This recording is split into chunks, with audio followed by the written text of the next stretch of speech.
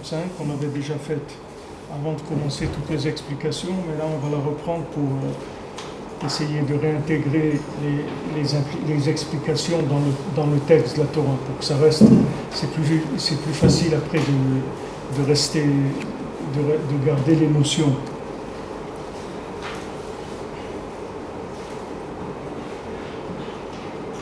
Alors, Ashereh Torah 35, c'est page 3 dans la brochure que vous pouvez télécharger sur le site.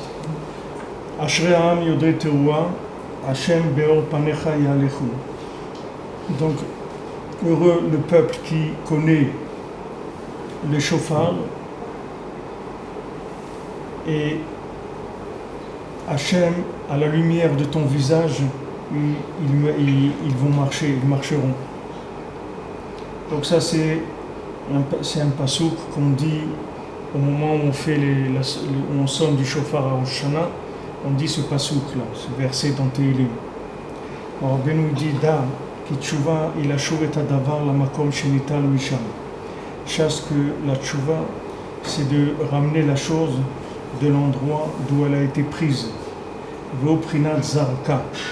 Et ça c'est le principe de jeter, zarka. Amovad Bazohar Kadosh, comme c'est écrit dans le Zohar, des darikat le atar d'intalitat mitaman. C'est-à-dire que la chose, elle est rejetée à nouveau, c'est-à-dire de l'endroit d'où elle a été jetée au départ. C'est-à-dire elle retourne à l'endroit d'où elle a été jetée. C'est ça le principe de la tchouva. Donc les maasé, la tchouva, c'est quoi? C'est de ramener la chose à sa racine, à son origine, d'où elle a été jetée. Umana ou atar. Et qu'est-ce que c'est cet endroit-là d'où elle a été jetée? Au chokhma. C'est la chokhma, la sagesse. Qui chokhma ishoresh kol advarim. Parce que la sagesse, c'est la racine de toute chose. Comme c'est écrit, tout a été fait par la sagesse.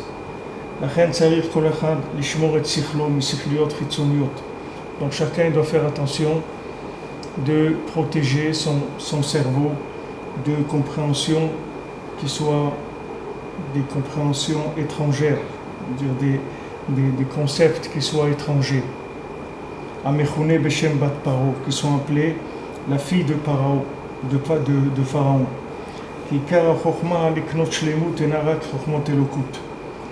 Parce que la principale des sagesses, si quelqu'un il veut acquérir de la perfection, c'est que la sagesse d'Hachem. C'est la seule chose qui amène à la perfection. Et les autres chokhmot, c'est que ce sont des chokhmot qui sont betelot, c'est-à-dire qui ne sont pas, qui sont secondaires, qui ne sont pas essentiels. Venan chokhmot klal, et c'est pas du tout de la sagesse. Ou bat hi meramezet ala chokhma shena chokhma. Maintenant, qu'est-ce que c'est bat? La fille, ça veut dire que c'est une chokhma qui n'est pas une chokhma. Comme Shamoch Menuzal, Hevi Banai Merachok, amène mes enfants de loin, au Bunutai, et mes filles, Elou Galouyot Shibiché Aratzot. C'est les Galouyot qui sont les exils, qui sont des autres pays plus loin. Chez Da'atam Enam Yushevet Alehem Kibanot. Que leur da'at, leur conscience, elle n'est pas intégrée chez eux comme des filles. C'est-à-dire que c'est leur conscience des choses, elle est légère. Alors quand on dit Haviyu Banai Merachok, c'est-à-dire ramener mes enfants de loin, et mes filles des endroits les plus éloignés de la terre, ça veut dire que maintenant il y a des gens qui étaient, il y a plusieurs sortes de galouyot. Il y a des galoutes qui sont des galoutes de Bavel, par exemple, que Bavel c'est proche d'Eretz Israël. Alors les gens qui étaient à Bavel, ils avaient leur esprit qui était plus proche de... Les notions chez eux, elles étaient plus intégrées, c'est-à-dire de la Torah. Parce qu'ils n'étaient pas très loin de l'endroit où ils ont appris les choses. Donc ça fait qu'il n'y a pas eu beaucoup, ça ne s'est pas perdu beaucoup. Mais des gens qui sont partis dans des exils très loin, où là-bas il y avait une autre façon de vivre, d'autres choses, etc. Donc ils ont perdu plus les notions. Et même si les notions de la Torah elles sont restées chez eux, mais ce n'est pas des notions qui ont été intégrées. C'est-à-dire c'est des notions, c'est-à-dire le principe de l'assimilation, c'est comme ça que ça fonctionne. C'est-à-dire que quand quelqu'un il arrive quelque part, alors il est comme il est, c'est-à-dire il a un niveau de Torah comme il est. Maintenant, s'il arrive dans un endroit où il y a plus de Torah que son niveau à lui, alors il va s'enrichir, il va avancer. S'il arrive dans un endroit où il y a moins de Torah que ce qu'il a, alors il va baisser. Pourquoi? Parce que l'endroit, il va faire que il n'a pas de contact avec des éléments qui ont le niveau d'intégration qu'il a lui. Donc petit à petit, ça va se perdre. C'est ça le principe de l'assimilation. Assimilation, ça veut dire que l'homme il va s'assimiler à l'endroit où il vit. Dans le bien et dans l'autre côté aussi, c'est la même chose. Paro lachon bitul, כמו שכתוב, אל תפריעו את העם. Bitul, c'est-à-dire paro, ça veut dire bitul. Ça veut dire annuler. Annuler, ici, ça veut dire, il dit al tafriu et ta'am, ne dérangez pas le peuple qui est en train de travailler. C'est-à-dire le peuple il est en train de travailler, ne venez pas le déranger avec des notions qui sont des notions de Avodat Hashem, etc. Il dit qu'est-ce que tu viens leur parler maintenant d'Hachem? Ils sont en train de travailler, laisse-les travailler, ne viens pas leur parler d'Hachem pendant qu'ils sont en train de travailler. Alors le nyan de paro, le mot paro, c'est la shon afra'a en hébreu, c'est-à-dire que ça vient déranger. Alors tout le nyan de paro, c'est de déranger la personne, c'est-à-dire de lui créer des soucis, des choses qui vont la préoccuper et qui vont utiliser son esprit au maximum et qui vont comment on dit, lui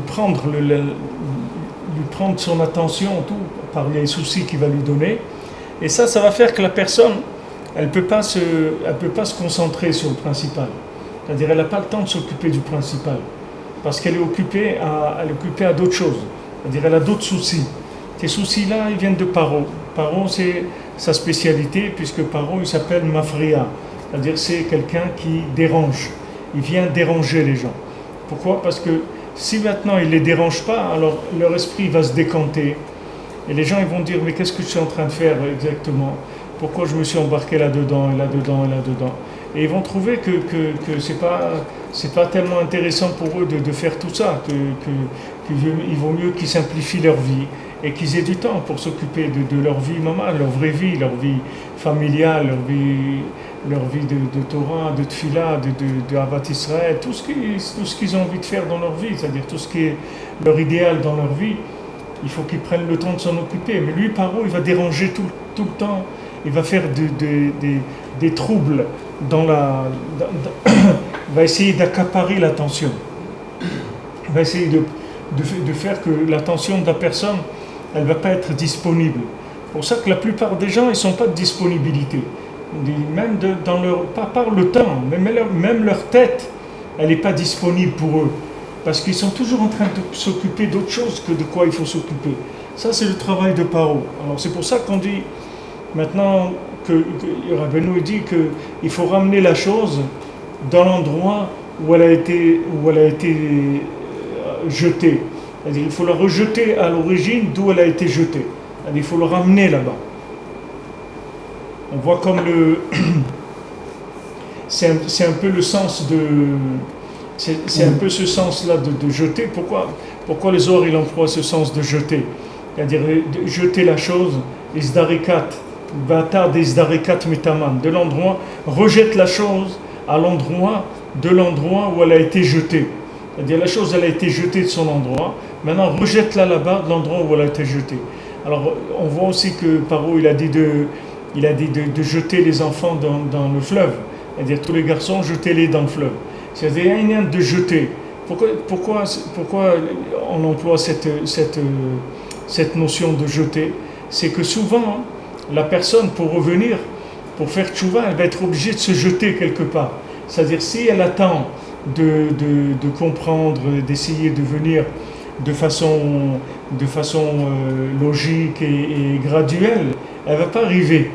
Parce que de sortir de l'endroit où il va sortir, il pourra sortir que quand ça sera terminé. C'est comme quelqu'un, il est en prison, il va organiser une évasion. Maintenant, s'il organise l'évasion pour le jour où il va être libéré, ça ne sert à rien. Il vaut mieux qu'il attende le jour où il va être libéré et il va sortir, c'est tout. Pourquoi il va se casser la tête à organiser une évasion? Tout le lien de l'évasion, c'est pour sortir avant le moment où il doit sortir. Maintenant, celui qui a fait des avérantes, quand il a fait des avérantes, il a été jeté de l'endroit où il habitait. Il habitait dans un endroit, c'est-à-dire il logeait dans un endroit de sagesse, de connaissance d'Hachem. Maintenant, les bêtises qu'il a faites, elles l'ont renvoyé dans un autre endroit. Maintenant, il se trouve là-bas. Maintenant, il veut faire tchouva. Comment il va faire tchouva? Il faut qu'il se rejette dans l'endroit d'où il est venu. C'est-à-dire que s'il attend maintenant de faire la chose progressivement, il ne va pas arriver. Parce que, comme Rabbi Nathan il a rapporté à la fin de l'écoute à la chante, il dit le jour où quelqu'un il fait tchouva, il est au-dessus du temps. Ça veut dire il est au-dessus du temps, ça veut dire qu'il y a quelle est la notion de jeter? La notion de jeter, ça veut dire qu'il y a une notion de vitesse. C'est-à-dire que tu jettes d'un endroit à un autre.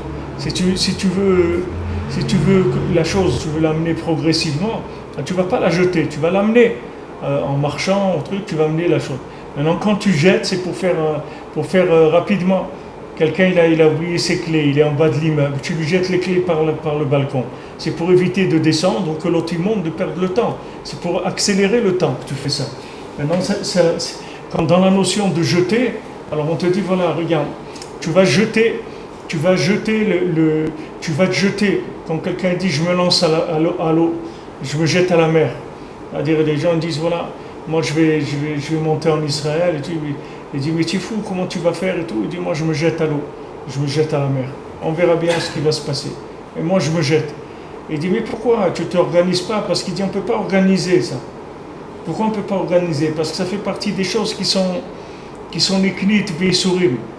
C'est-à-dire que la terre d'Israël, elle est acquise dans la souffrance. La Torah, elle est acquise dans la souffrance, et le Olam Haba, il est acquis dans la souffrance. Donc on a acquis dans la souffrance. Qu'est-ce que veut dire la souffrance? Ça veut dire que maintenant tu vas rentrer dans une accélération du temps. C'est ça ce qui va se passer. Comme c'est écrit dans Tehillim, que Rabbeinu il a rapporté ça, il a dit que quand les Meraglim, ils ont dit Eretz Ochelet Yoshvea, c'est une terre qui mange ses habitants, alors il dit Ochelet c'est Rochetevot, Ki ata teshalem leish kefi ma'aseu. C'est-à-dire que toi, tu vas payer à chacun selon ses actions. Et Rabbeinu dit qu'en Eretz Israël, mais Maharim, les Shalem, les Ish kefi ma'aseu. En Eretz Israël, on fait vite de faire payer à la personne selon ses actes. C'est-à-dire, s'il fait des choses bien, il reçoit un salaire immédiat, et s'il fait des bêtises, il reçoit des coups immédiats aussi. C'est-à-dire, il n'y a pas de truc différé. Tandis que Chutz La'aretz, c'est différé. Pourquoi c'est différé? Parce que c'est pas que c'est vraiment différé, c'est que ça tourne plus doucement, c'est tout. Mais Eretz Israël, c'est une vitesse qui est supérieure. Donc ça tourne plus vite. Donc la personne, elle a l'impression qu'elle est jetée. Pourquoi? Parce que ça tourne vite. Donc elle a l'impression comme quelqu'un qui est jeté dans des escaliers, il roule comme ça, il dégringole dans les escaliers. Parce que ça va vite. Il va pas à la vitesse habituelle. Lui, il est habitué à tourner une certaine vitesse. Ici, on va le faire tourner sur une autre vitesse. Alors, c'est ce qu'il a dit Paro. Paro, c'est ce qu'il a dit. Vous prenez les garçons, que Zachar, c'est la Shon Zikaron, c'est-à-dire ceux qui se souviennent encore de quelque chose. C'est-à-dire, vous prenez le Zachar, c'est celui qui a la conscience d'Hachem, et vous le jetez dans le fleuve, c'est-à-dire vous le jetez dans le fleuve de la Pikorsout. C'est-à-dire, ne commencez pas à lui expliquer des choses, rien du tout. Jetez-le là-bas, et c'est tout. Et là-bas, il va mourir, là-bas, il va disparaître. C'est-à-dire, vous occupez pas de commencer à lui parler ni rien. Jetez-le dans cette société-là, il va disparaître. On ne peut peut pas se préparer avant de faire le saut pour se jeter, pour se préparer, pour l'alliance, se préparer pour Non, c'est-à-dire toute la préparation que tu vas faire si tu veux, c'est une préparation principalement de motivation, tu vois. Mais c'est pas une préparation comme si tu dis quelqu'un il va s'entraîner pour les Jeux Olympiques, tu comprends? Il fait vraiment de l'entraînement pour les Jeux Olympiques. Parce que tu peux pas t'entraîner, parce que la chose d'où tu viens, elle ne correspond pas du tout à la chose où tu vas aller. Il n'y a aucun rapport. On peut pas prendre les informations avant d'y être. À quoi ça sert des informations? Tu ne sais pas que ça existe. Tu ne sais pas ce que c'est. Tu comprends? C'est comme quelqu'un, il était un oiseau, maintenant il va devenir un poisson. Alors il prend des informations, comment il fait un poisson sous l'eau. Et il ne peut pas lui expliquer, parce qu'un oiseau, il ne sait pas ce que c'est un poisson. Il n'a aucune idée de ce que c'est. Tu vas vivre dans un climat qui n'a rien à voir avec là où tu viens. Donc les informations, au contraire, elles risquent de t'embêter plutôt qu'autre chose. Parce que tu vas les interpréter d'après l'endroit où tu te retrouves, et ça n'a rien à voir avec l'endroit là-bas. Ça n'a rien à voir. Tu comprends ce que je veux dire? La seule préparation, par exemple, pour faire son alliance, c'est d'avoir la motivation suffisante pour arriver. Voilà, la motivation, c'est ça c'est-à-dire c'est ce que Rabbeinu il appelle la Emouna. C'est-à-dire que la Emouna, elle va te motiver. C'est-à-dire tu fais du coach, tu fais de la motivation. Ouais, ça va être bien, ça va être super, etc. Et alors après, quand tu es prêt, tu sautes, c'est tout. Mais te donner des informations sur comment ça va être, ça sert à rien. Tu vois bien, parle à quelqu'un qui habite en France, explique-lui qu'est-ce que c'est en Israël, essaie de le convaincre, de lui parler, de lui expliquer. Tu vas voir que tu ne peux pas lui expliquer, parce que ça ne tourne pas sur la même vitesse. Quelqu'un il va te dire, qu'est-ce que tu as fait aujourd'hui. Tu ne peux pas lui dire ce que tu as fait aujourd'hui, parce que quand tu vas lui expliquer ce que tu fais toi dans une journée, il ne peut pas te comprendre, parce que tu ne tournes pas dans le même temps. Tu es dans un autre monde, tu n'es pas le même monde du tout. C'est-à-dire la montre, c'est pas la même. Donc du moment où la montre, elle n'est pas la même, tout, c'est pas la même chose. Il n'y a rien qui peut être pareil, parce que tout dépend du temps. Donc comme tout dépend du temps, alors la personne, c'est-à-dire tu ne peux pas donner d'explication. Donc le principe, c'est de jeter, c'est-à-dire que la personne, elle va être jetée quelque part. C'est-à-dire tu prends, tu jettes. Comme j'ai raconté plusieurs fois, au Maroc, quand il voulait apprendre à nager à quelqu'un, il l'amenait en haut sur le pont au-dessus de la rivière et il le jetait, c'est tout du pont, et le père il continuait à marcher et il le laissait là-bas, c'est tout. Et l'autre il pataugeait. Au bout d'un moment, il commençait à se débrouiller et il arrivait sur la rive. Qu'est-ce que tu vas lui apprendre? Tu vas lui dire, voilà, tu vas faire avec ta main comme ça. Et quand il est dans l'eau, il ne sait même plus de quoi tu lui as parlé. Il n'est pas dans un état où il peut réfléchir avec ça. Il n'a pas sa tête. Donc ça ne sert à rien. C'est-à-dire que tu vas donner des explications. Hachem, il n'a pas donné d'explications. Il a dit, c'est bien, c'est tout. Viens en Israël, c'est bien. Et le reste, il n'y a pas d'explication. Maintenant, les explorateurs, ils vont aller voir. Ce bien-là, qu'est-ce que ça veut dire? Alors quand ils ont été voir, ils ont vu que c'était mal, que c'était pas bien, c'était mal. Pourquoi? Parce que tu ne peux pas venir explorer un pays avec des notions qui ne sont pas de cet endroit-là. Comme quand il y a eu la guerre des 6 jours en Israël, quand ils ont envoyé des experts du Pentagone, ils ont dit on ne peut faire aucun rapport sur ça, parce qu'il y a que des miracles, c'est que des miracles, il n'y a rien de naturel, il n'y a rien de logique dans cette guerre-là. Alors toute la vie en Eretz Israël, elle est comme ça. Et dans tout engagement, c'est comme ça. Le mariage, c'est comme ça. Même un nouveau travail, c'est comme ça. Il y a des gens, ils veulent savoir ce qui va se passer dans leur nouveau travail, etc. Tu veux savoir ce qui va se passer, et jette-toi dedans, c'est tout. Et fais, tu vas voir ce qui va se passer, c'est tout. Peut-être c'est bien, peut-être c'est pas bien, mais c'est pas la peine d'essayer si tu veux, d'essayer comme on dit, de spéculer sur ça à l'avance, parce que t'as pas les instruments de mesure qui correspondent à cet endroit-là. Donc c'est inutile. Alors c'était les maasés entre paro qui jettent les gens dans le fleuve, et la tchouva, c'est de se rejeter, c'est-à-dire de se rejeter dans l'endroit d'où on vient, les massés, l'homme il est jeté d'un endroit à l'autre. Et c'est pour ça que ça existe une chose comme ça dans l'Olam Haemet qui s'appelle Kafakela, c'est-à-dire c'est une poignée, une paume qui jette les gens. C'est-à-dire que les gens, que Hachem Ishmor, c'est un truc qu'il y a dans l'Olam Haemet, c'est plus que le Gehinam et tout, c'est que la personne, son âme, elle est jetée d'un côté à un autre comme ça. Elle est jetée d'un monde à un autre, jetée d'un endroit à l'autre. C'est quelque chose de c'est une grande souffrance. Alors dans ce monde, il y a du kafakela, ça existe même des gens qui sont vivants ici. Des gens ils ne trouvent pas leur place nulle part, ils sont jetés d'un truc à l'autre sans arrêt. Ils n'arrivent pas à trouver une place. Là où ils vont, ils doivent aller ailleurs, ils ne peuvent pas rester sur place. Parce qu'ils ne sentent pas qu'ils peuvent s'intégrer là-bas. Alors c'est une méthode. Rabbeinu dit que la tchouva, c'est ça. C'est de se jeter à l'origine de l'endroit où on a été jeté. C'est-à-dire toutes ces notions-là, c'est des notions de jeter la personne. Jeter, c'est par rapport à quelque chose qui a évolué progressivement. C'est pas quelque chose qui va se faire progressivement, c'est quelque chose qui va se faire d'un coup. C'est-à-dire d'abord on rentre dedans, et après on va voir ce qui se passe. Comme le Shabbat, on rentre dans le Shabbat, et après on va voir ce qui se passe.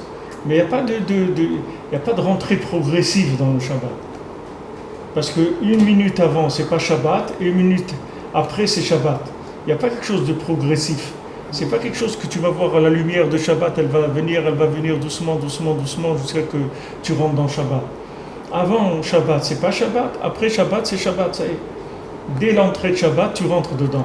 Et une fois que tu vas être dedans, après tu vas commencer à fonctionner avec la Emouna. Une fois que tu vas rentrer à l'intérieur, ta Emouna elle va te permettre de capter ce qui se passe. Pas ton cerveau. Ton cerveau ne peut pas capter ce qui se passe. Parce que ton cerveau, ce n'est pas un cerveau qui est formaté sur les normes de l'endroit. Maintenant, Bezat Hashem, tu vas te marier. Quelqu'un qui se marie, il ne peut pas prévoir qu'est-ce que c'est le mariage. Parce que dans son cerveau, il n'y a pas de... Dans le cerveau, il n'a pas une partie de son cerveau qui connaît, qui a expérimenté le mariage. Il ne sait pas ce que c'est du tout. Il ne connaît rien de ça.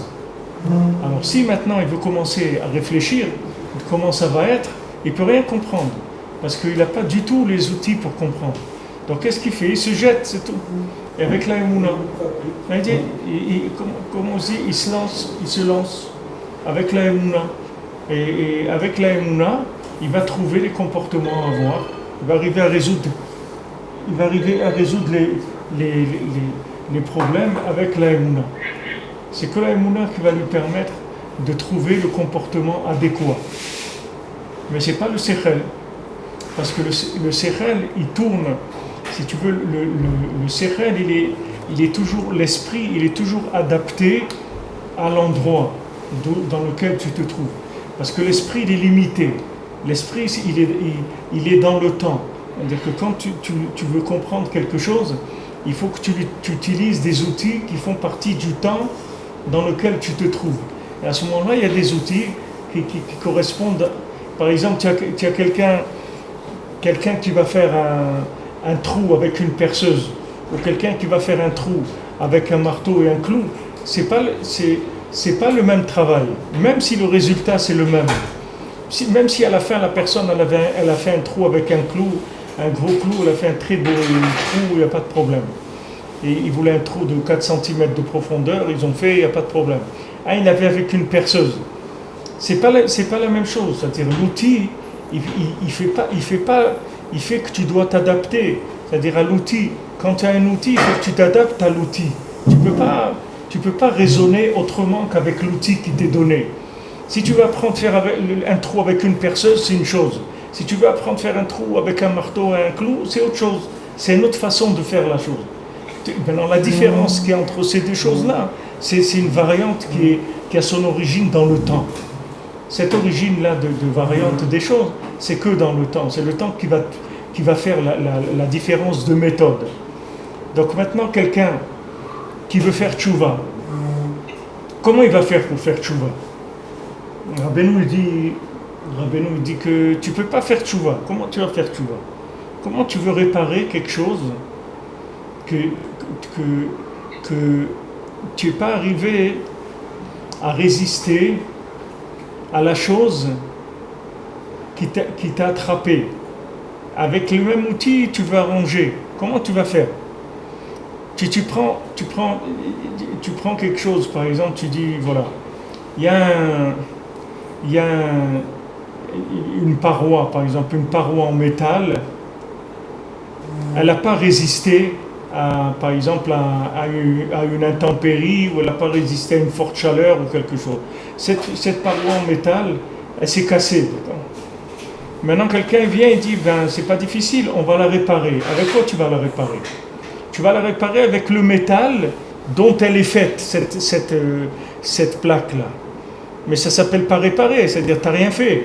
Pourquoi? Parce que la prochaine fois que ça vient, il va se casser encore. Parce que c'est la chose que c'est justement à cause de ça que ça s'est cassé. Donc maintenant, quelqu'un il veut faire tchouva, ça veut dire quoi? Il veut réparer le mal qu'il a fait, d'accord? Mais maintenant, comment il a fait le mal? Comment il est tombé dans la vera?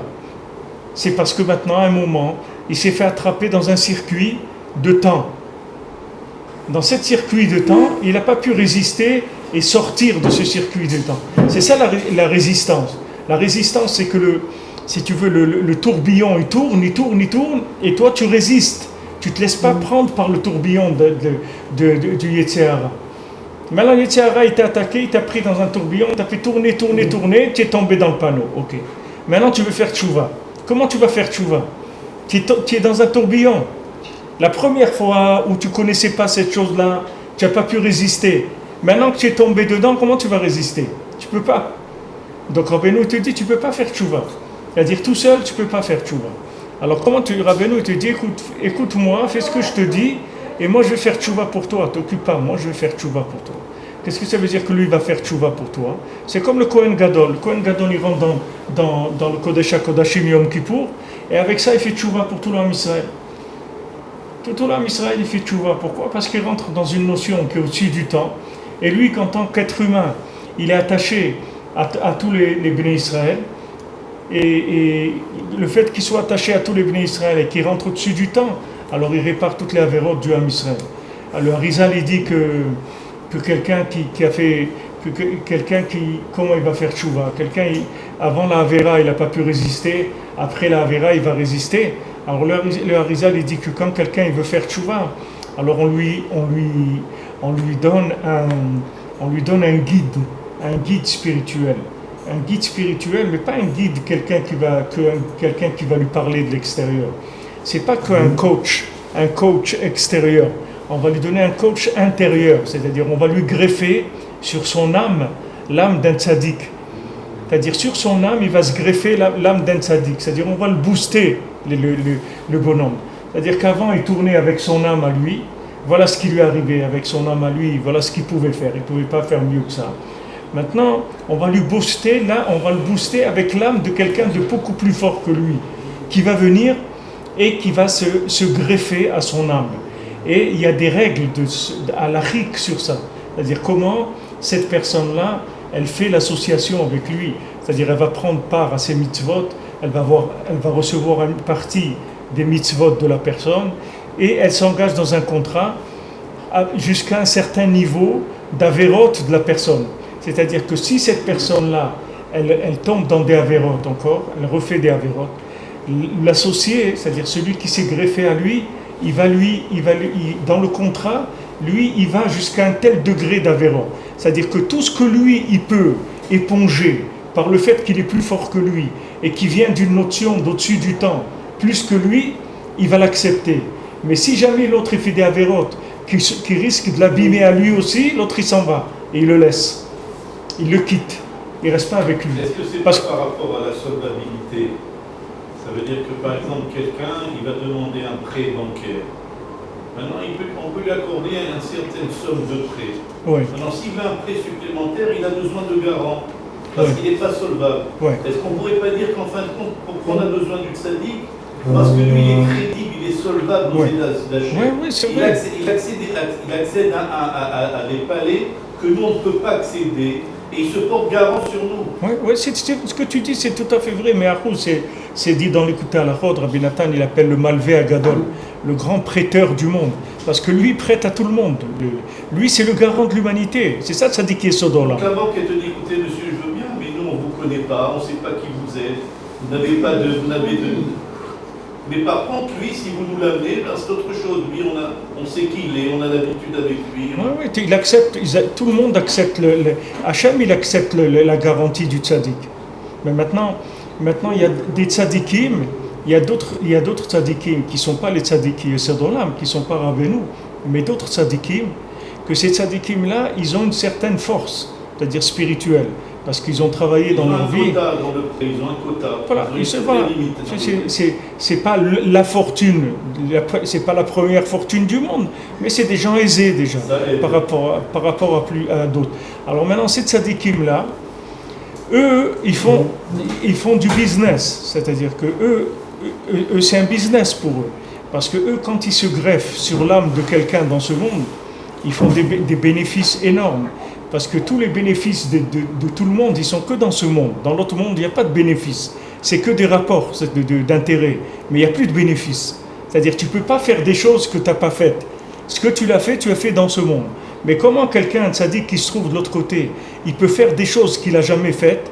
C'est en se greffant sur quelqu'un qui est dans ce monde-là. C'est-à-dire il greffe son âme sur l'âme de quelqu'un. Pourquoi? Parce qu'il va le coacher, il est plus fort que lui. Donc comme il est plus fort que lui, il peut rentrer, ça s'appelle Beibour. C'est-à-dire il vient et se greffe dans son âme. Et il se greffe en son âme et il va commencer à le téléguider. Il va commencer à l'encourager aussi. Il va lui donner de la force. Et le bonhomme, il va se trouver avec des forces qu'il n'avait pas avant. Ce n'est pas ses forces à lui, c'est les forces de l'autre. Mais lui, il partage. C'est comme les investisseurs. Il y a l'investisseur et l'apporteur d'affaires. Tu me prends? Il partage 50-50 parce que l'investisseur avec son argent il ne peut rien faire s'il n'a pas trouvé une bonne affaire. Et celui qui a trouvé l'affaire, il n'a pas l'argent. Donc il s'associe et il partage les bénéfices. Ça c'est pareil. Le Baal Tchouva, lui il a trouvé mais il n'a pas la force, il ne peut pas. Il a envie de faire Tchouva mais il ne peut pas. Il n'a pas les moyens de faire Tchouva. Donc l'autre il lui dit, regarde, moi je suis de l'autre côté, moi j'ai des moyens, des très bons moyens, mais moi ce que je ne peux pas c'est descendre ici. Moi je ne peux plus revenir ici. Donc moi je vais revenir en me greffant à toi. Je vais me mettre avec toi, on va faire un tandem tous les deux, et moi je vais te donner toute l'énergie que j'amène d'en haut, et toi tu donnes la possibilité de faire des mitzvot, de faire ce que tu vas faire, que moi je ne peux pas faire ça. Et il partage. Mais seulement l'autre, c'est-à-dire le tzaddik qui vient, il a si tu veux, il a un seuil de perte dans lequel il ne peut pas rentrer plus. C'est-à-dire que maintenant, lui, il va investir sur lui. Mais lui dit, moi, j'investis à tel niveau, à telle hauteur. Plus que ça, je ne mets plus rien. Sache que plus je perds tout et je m'en vais, c'est tout. Pourquoi? Parce que s'il continue, il va le noyer à lui aussi, tu comprends? Puisqu'il est associé avec lui. Donc, il le laisse. Donc, tout dépend tout dépend du niveau du tzaddik. C'est pour ça que Rabbi Nathan il nous a dit dans la dernière halakha, il y a des gens qui sont tellement tombés dans leur vie, ils sont tellement tombés bas qu'il n'y a rien qui peut les sortir. C'est-à-dire qu'il n'y a plus de moyens. C'est comme des maladies qu'il n'y a pas de refoua, des maladies où il n'y a pas de médicaments. Il y a des gens, ils sont tellement tombés que dans la notion de temps dans laquelle ils sont tombés, on peut plus sortir de là-bas. On n'arrive pas à sortir de cet endroit-là. Il n'y a personne qui peut sortir. Alors maintenant, il dit, le sœur Tikkun, pour eux, la seule réparation, c'est d'aller sur la tombe du tzaddik, et d'être mitchateach, d'aller se prier sur la tombe du tzaddik. Parce que quand ils vont aller prier sur la tombe du tzaddik, il va se passer cette chose-là qu'on a dit maintenant. C'est-à-dire que maintenant, le tzaddik, il va lui dire, je te remercie que tu es venu prier chez moi. Parce que grâce à toi, j'ai pu redescendre maintenant dans ce monde. Grâce au fait que tu es venu sur ma tombe pour prier, ça m'a permis de descendre. Et moi, tes problèmes, je vais les arranger, c'est rien du tout. Ne te fais pas de soucis. Mais il n'y a que ça qui peut le réparer. Parce qu'il lui faut une notion d'au-dessus du temps qui soit vraiment très très au-dessus du temps pour pouvoir le coacher et lui permettre de faire tchouva. Sinon, il ne peut pas faire tchouva. C'est ça la mitzvah donc qu'il faut faire. On a deux notions. On a la mitzvah qu'il a fait dans le Sipurei Masiot, quand le fils du Rav, Oui. il a dit dans le Sipurei Masiot qu'il a fait une mitzvah qu'il a rendue au niveau de petits luminaires. Oui. Et grâce à cette mitzvah-là, il avait, s'il rencontré le soleil. Comment? La lune, elle aurait rencontré le soleil, c'est-à-dire voilà, qu'il il y a une autre histoire avec Shmuel Ouzida, qui était passé devant le Beth Midrash du Hari Akadosh, du Harizal, qui était en train d'étudier avec Rabbi Chaim Vital, et le Harizal s'est levé quand il est passé devant le Beth Midrash. Et à la fin du shiur, il a demandé à Rabbi Chaim Vital, comment, Rav, tu te lèves devant un enfant de 15 ans? Et il a dit, non, je ne me lève pas devant un enfant de 15 ans. Je me lève devant la Neshama de Rabbi Pinchas Ben Yair.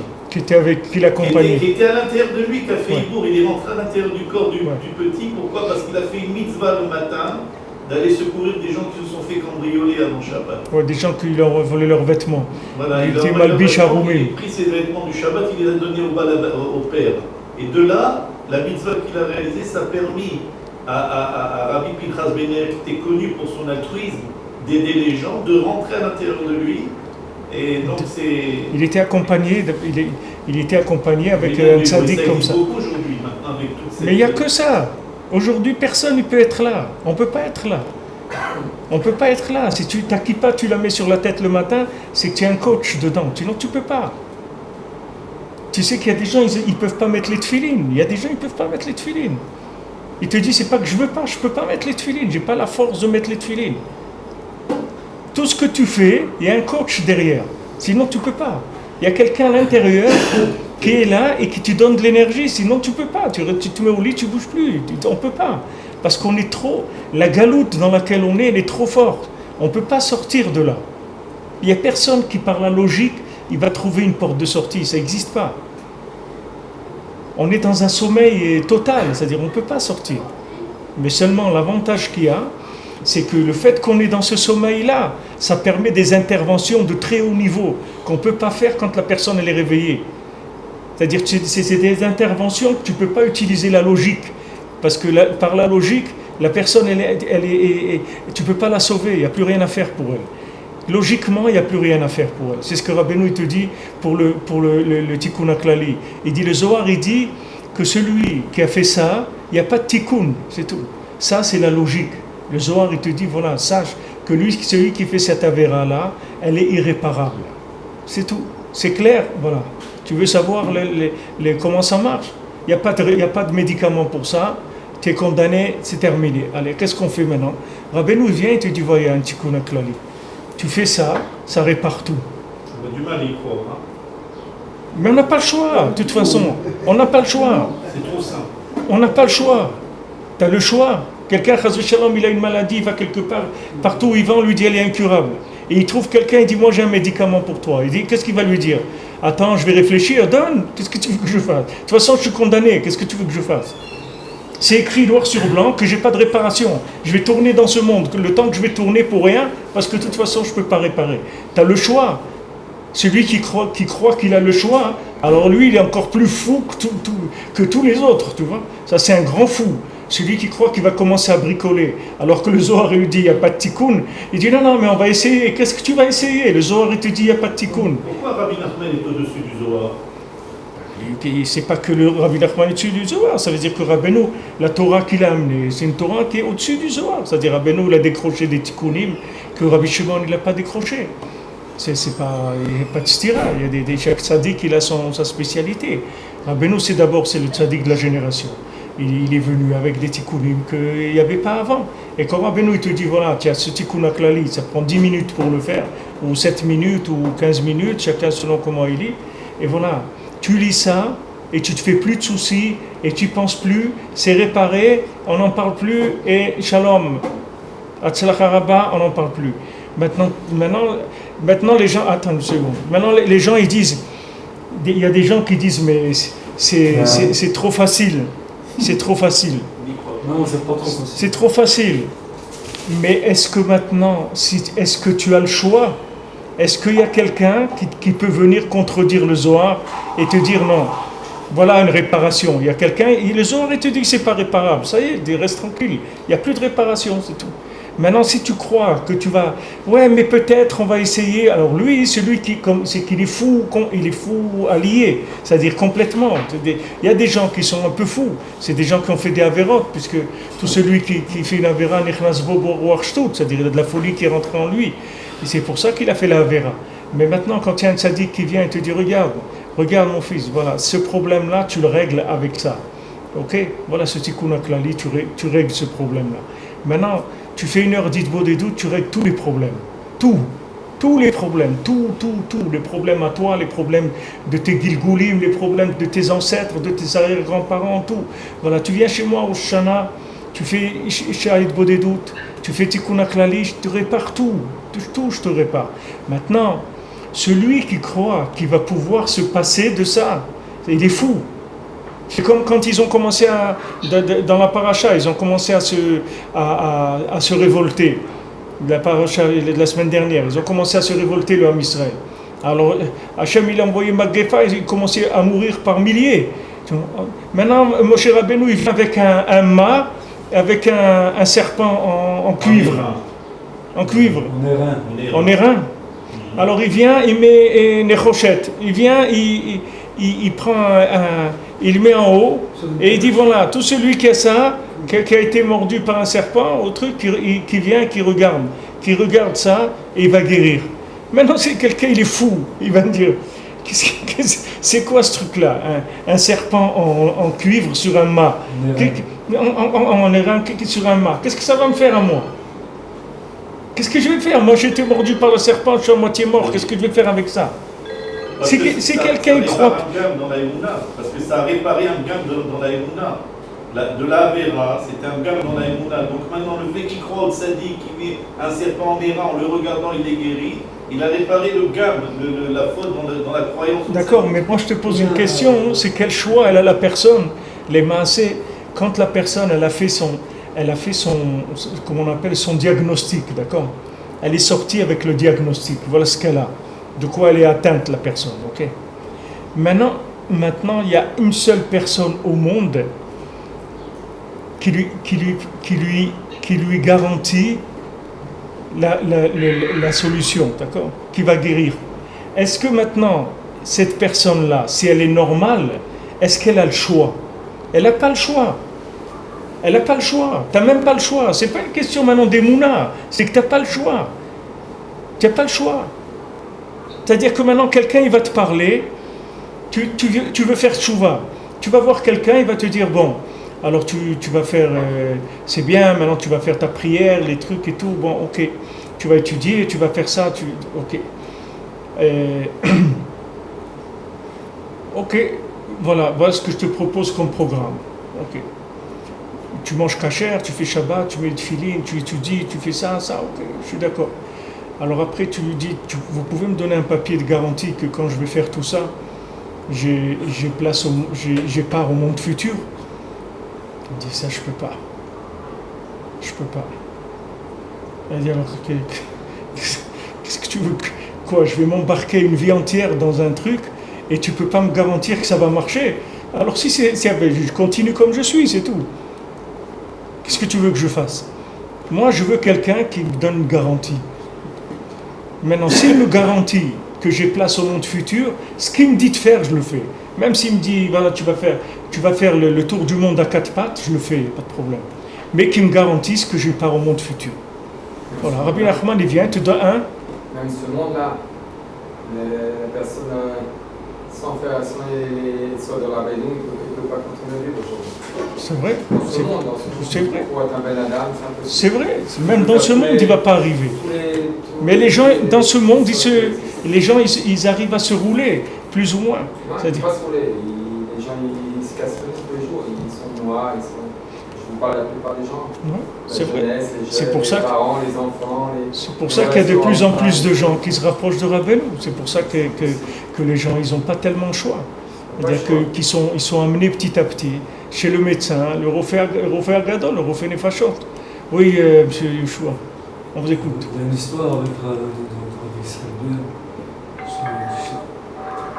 שרבינו פוגש את רבי שמעון במירון. רבינו ממשיך ושואל, מי רון? ורבינו ממשיך ואומר, אני רון. זהו, אני רון. C'est des références qui sont pour la génération et qui sont des médicaments qui sont adaptés à toutes les maladies spirituelles et physiques de la génération. Et il n'y a qu'à rentrer dedans, c'est tout.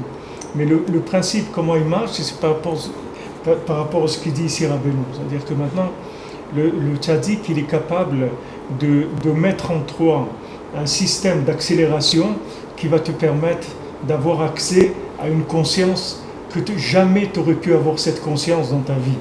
C'est une conscience de tzaddikim. Tu vas voir un Baal Tshuva, tu vois des gens qui sont là, ils sont dans l'état où ils sont, avec leurs cigarettes et leurs trucs, et ils sont dans un état lamentable dans leur fonctionnement et tout. Et tu vas voir que le gars, il a une conscience dans certaines choses que des grandes personnes dans la Torah, elles n'ont pas. Pourquoi ? Parce que le Rebbe le fait tourner sur une vitesse qui est plus grande que la plupart des gens. Cette vitesse-là, elle se manifeste par la conscience de la personne. Plus la personne est consciente, plus ça veut dire qu'elle tourne sur une vitesse de temps élevée. Moins la personne elle est consciente, plus elle tourne sur une vitesse lente, jusqu'à arriver au sommeil et à l'inconscience totale. C'est-à-dire tout dépend de la personne où elle est. Alors cette contradiction, qui est la contradiction de la tchouva de nos jours, c'est que Hachem il a envoyé une très grande lumière dans le monde. Cette lumière, elle a complètement fracassé les gens, c'est-à-dire que tous les gens ils ont jeté leur avodah zara pour revenir vers la Torah. Et maintenant qu'ils reviennent vers la Torah, il faut quelqu'un qui s'occupe d'eux, parce que sinon comment ils vont faire ? Comme eux ils sont ce qu'ils sont. C'est pas parce qu'ils ont vu un film, un film de quelque chose, que ça leur a changé leur vie. Ok, quand il sort 5 minutes après, il est encore excité avec le film, mais après, et lui, il est qui il est. C'est pas parce qu'il a vu un film de kung-fu ou des trucs comme ça qu'en sortant, il est devenu un karatéka. Ça n'a rien changé dans sa vie. Il est ce qu'il est. Maintenant, tu lui as montré une lumière extraordinaire, d'accord ? Cette lumière-là, c'est la lumière, elle est au-dessus du Zohar, au-dessus de tout. Tu as mis la plus grande lumière qu'il y ait jamais eu dans le monde. Ok, cette lumière-là, elle a déstabilisé les gens. Les gens, ils disent, ils laissent tout pour aller vers cette lumière-là. Ok, mais maintenant qu'il se met en route, il faut que tu lui donnes des médicaments, des trucs. Comment tu vas le laisser comme ça ? Il ne peut pas.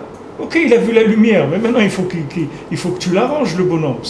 C'est un bonhomme qui revient de là où il vient. C'est un gars, c'est un repris de justice, il a des dossiers énormes, le gars. Comment tu veux qu'il fasse ? Comment que tu veux qu'il fasse ? Tu vas le marier, il a l'habitude de celui qui l'embête, il lui met une gifle. Lui, c'est comme ça qu'il vit. Il a toujours été habitué à vivre comme ça. Maintenant, tu vas le marier, qu'est-ce qu'il va faire ? Il va mettre des gifles à sa femme. Tu peux pas.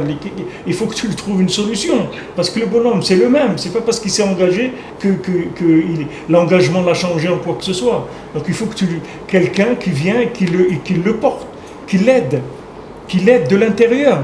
C'est-à-dire, c'est une énergie spirituelle de l'intérieur. L'attachement de tzadikim, c'est une énergie intérieure. C'est pas quelqu'un qui va venir te parler. C'est la transmission d'une énergie qui va aller vers l'intérieur de la personne.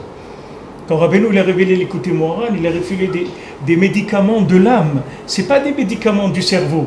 Les gens ils étudient l'écouté moral et croient que l'écouté moral c'est des idées, c'est des très belles idées de la Torah. Les gens viennent, des fois des gens ils me disent c'est extraordinaire l'écouté moral, c'est comme de la Kabbalah. Mais ça me fait rire parce que c'est pas ça. C'est comme si quelqu'un tu lui donnes un cachet, tu vois, un cachet de l'exomine ou je sais pas quoi. Et il te dit, c'est bon, c'est comme les bonbons que me donnait ma grand-mère quand j'étais petit. Mais ça n'a rien à voir, c'est pas des bonbons. C'est pas des bonbons, c'est des médicaments. C'est pas des bonbons. La Torah de Rabbeinu, elle n'est pas pour ton cerveau. Elle n'est pas pour ton cerveau du tout. Il n'a pas besoin de ton cerveau. Ton cerveau, c'est une vieille charrette rouillée. Tu peux rien faire avec. C'est pas pour ton cerveau, la Torah de Rabbeinu. La Torah de Rabbeinu, c'est pour alimenter ton âme. C'est-à-dire que c'est un flux d'énergie pour l'âme. Une fois que la Torah elle est rentrée dans ton âme, tu vas te sentir différent. Tu ne sais même pas pourquoi. Tu ne peux même pas expliquer pourquoi. Parce que tu comprends pas par où ça rentre. C'est comme un médicament, on te donne un cachet, tu dis prends ça, tu vas te sentir mieux. Tu as mal à la tête, voilà, prends ça.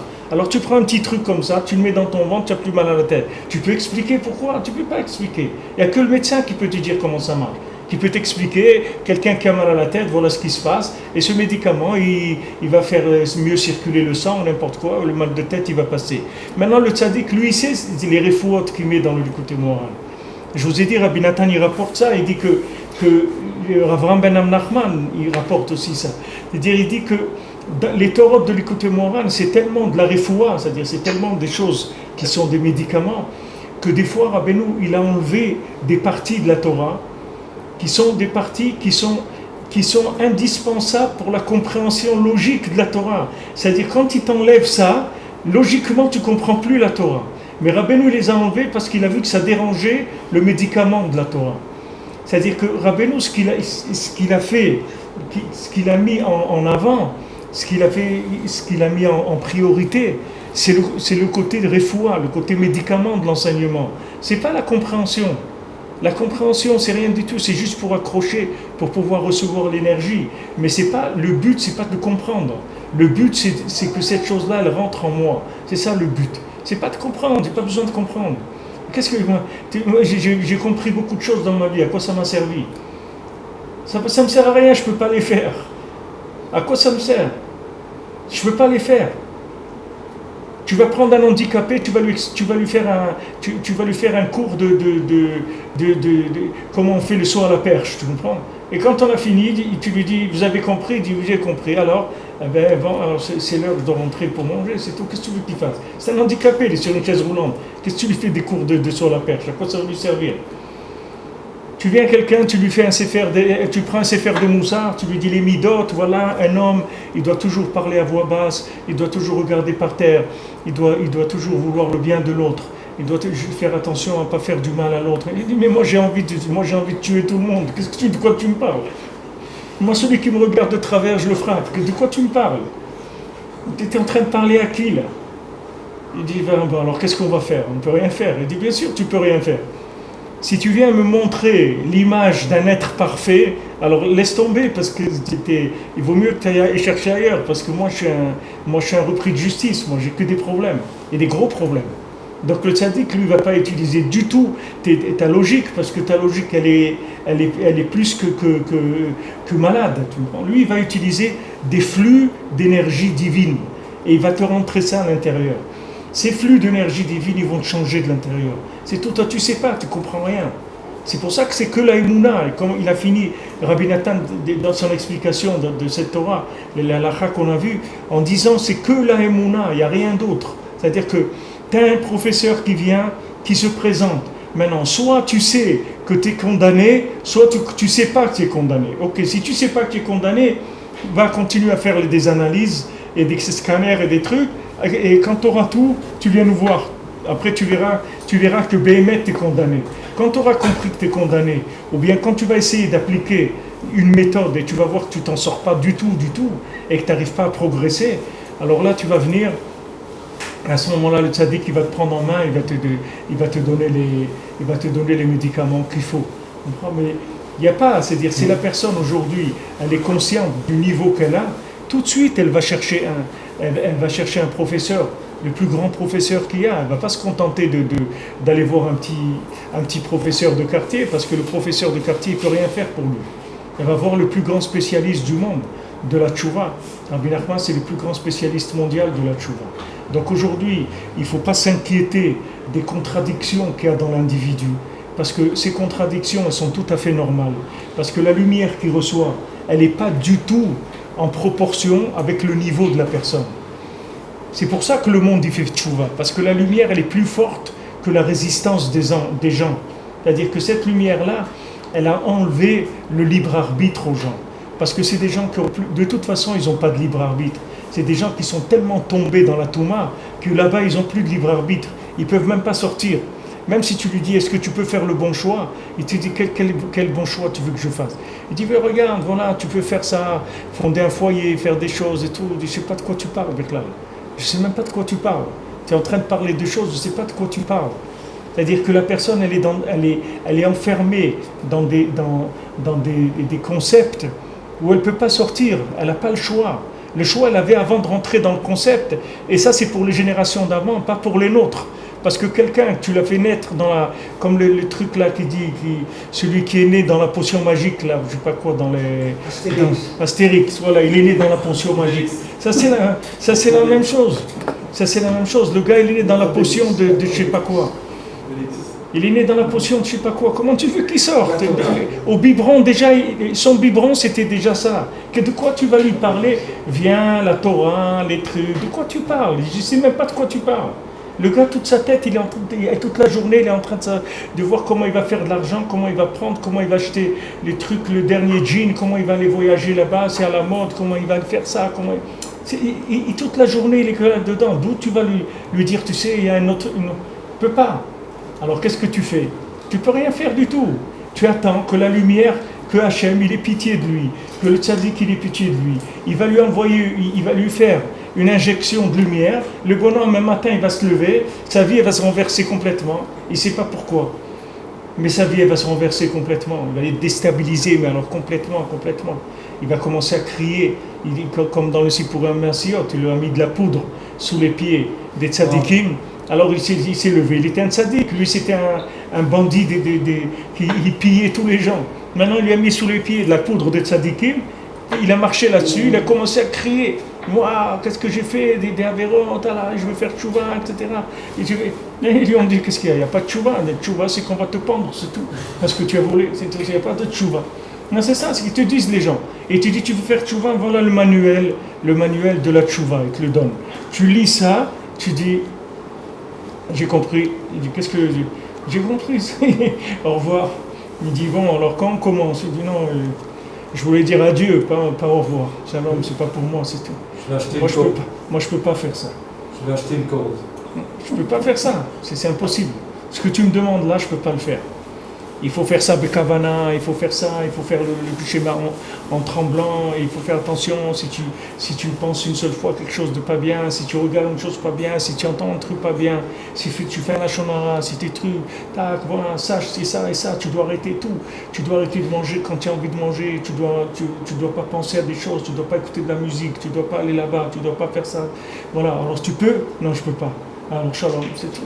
Alors, qu'est-ce que tu veux que je fasse? Je peux pas. Alors ça y est, c'est fini. Alors qu'est-ce que j'ai besoin? J'ai besoin de quelqu'un qui s'associe avec moi, c'est tout. Qui s'associe avec moi, qui m'aide à faire ce que j'ai à faire. Et si maintenant tu appelles, tu demandes de l'aide, tu vas sur la tombe du tzaddik, tu prends chez Monta Tzadikim, tu dis chez Monta Tzadikim, tu appelles les tzadikim. Alors les tzadikim, ils vont venir t'aider, c'est tout. Ils vont venir t'aider. Avec cette aide-là, tu vas pouvoir sortir de ta folie, c'est tout. Mais sinon, tu ne peux pas. C'est pas la peine, c'est impossible.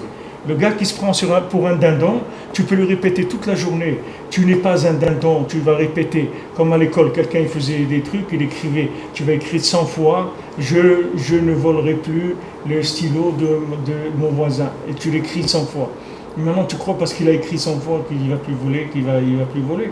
Lui, il est comme ça. Tu veux lui faire répéter, je ne suis pas un dindon, je ne suis pas un dindon, je ne suis pas un dindon. Après, comment c'est l'exemple que je vous ai raconté l'histoire. Quelqu'un il est dans un asile de fous et il a pris une brosse à dents, il a attaché une ficelle et il se promène dans le jardin avec la ficelle et la brosse à dents et il dit Médor, viens Médor, et il se promène. Alors quelqu'un il le voit, il dit celui-là il a un problème, il faut le... Alors il l'amène chez le professeur. Le professeur il dit, mais monsieur, qu'est-ce que vous faites là avec ça? Il me dit, mais vous voyez, qu'est-ce que je fais? J'ai une ficelle avec une brosse à dents, je m'amuse, c'est tout. Pourquoi j'ai un problème? Il dit, non, il n'y a pas de problème. Je voulais juste savoir qu'est-ce que vous étiez en train de faire, c'est tout. Je vous vois avec une ficelle, une brosse à dents, c'est pas courant, donc, mais si vous vous amusez, pas de problème. Et le gars il sort, quand il sort, il dit, on l'a bien eu, hein, Médor. Je comprends. Ça veut dire que le gars, il est tellement fou qu'il est devenu normal, que même les gens normaux, il les a rentrés dans sa folie et il sait qu'est-ce qu'il faut dire aux gens normaux pour qu'ils croient qu'il est normal. Tu comprends? Ça aussi, qu'est-ce que tu veux faire avec quelqu'un comme ça? Tu peux rien faire du tout. Tu peux rien faire. Le gars, il croit qu'il est un dindon. Répète-lui toute la journée Tu lui dis, si tu dis encore une fois que tu es un dindon, je te frappe. Il dit, bon, alors je ne dis plus. Alors qu'est-ce que tu es? Qu'est-ce que tu veux que je dise? Tu vas dire que tu es un être humain. Alors je suis un être humain, je suis un être humain. Mais dès que l'autre il sort de la chambre, tu dis, ah le dindon, comme c'est bien d'être un dindon. Tu peux pas, qu'est-ce que tu vas faire? Tu peux pas, c'est pas la peine d'essayer, tu peux pas. Il faut que quelqu'un il te donne un médicament, il te change de l'intérieur. Mais tu peux brasser tout ce que tu veux dans le monde, jamais tu vas arriver. Parce que d'Afka, la génération, elle est comme ça. C'est pas parce qu'on n'est pas bien, on est ce qu'on est, mais la génération, elle est comme ça. La génération sont des gens qui sont malades, béhémètes, vraiment malades. C'est pas un peu, très malades. Et par rapport à ces grandes maladies-là, spirituelles, il y a une lumière qu'il n'y a jamais eu dans le monde, que Hachem il envoie. Cette lumière, elle vient, et elle donne envie aux gens de changer, de se rapprocher d'Hachem, etc. Mais maintenant, il faut des médicaments après. Même s'il a envie de changer, il faut que tu lui donnes des moyens. Alors, il faut des médicaments adaptés. Rabbeinu, il a amené les médicaments adaptés. Rabbeinu, il t'encourage de l'intérieur, il te change de l'intérieur.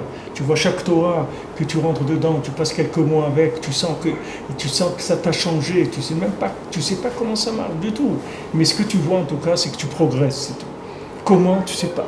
Tu vois qu'avant tu étais énervé, quand tu voyais quelqu'un, n'importe qui que tu voyais, tu as envie de le frapper, maintenant ça y est, tu n'as plus ça. Comment ça, qu'est-ce qu'il y a eu, tu sais pas. Tu as fait un effort, j'ai rien fait.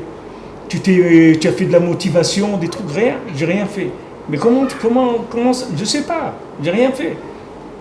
J'ai rien fait. Je fais de boédou, tu dis écoutez-moi, je fais tikkun klali, je vais au Manan Shana, tu dis la halakha. C'est ce que le Rebbe il a dit de faire, c'est tout.